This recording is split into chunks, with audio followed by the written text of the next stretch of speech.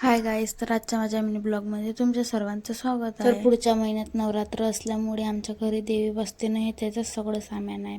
बांगड्या, हार, गळ्यातलं. त्यात बघत होतं आम्हाला काय काय आणावं लागेल तर. आणि खूप मोठं असं गंगावन आहे. गेल्या वर्षीचं उरलेलं होतं ते गंगावन. आणि ही आहे देवीची चुंदरी. तर आज केली होती आमची इथे इडली. किती स्पंची झाला. इकडे मांडला होता वरणाचा कुकर आणि इकडे मांडला होता इडलीचा कुकर. हे कांदा, टमाटर, मिरची, कोथिंबीर, चिंचेचं पाणी आणि बघा इकडे इडली पण तयार झाली आणि वरण पण झालं.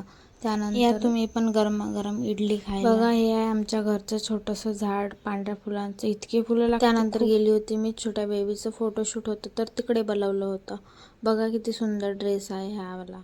तर थोडंसं याच्यावर प्रेस केली आणि एवढा मस्त वाटत होता. हा ड्रेस हा ऑनलाईन बनवलेला ड्रेस आहे, तर तुम्ही पण बनवू शकता. आणि बघू शकता तुम्ही किती सुंदर डेकोरेशन. बघा तरी परी किती सुंदर. मला तरी ते खाली खाली वाटत होतं. मी तर घेतली ते कुंडे करायला. फ्लावर तर होतच आमच्याकडे.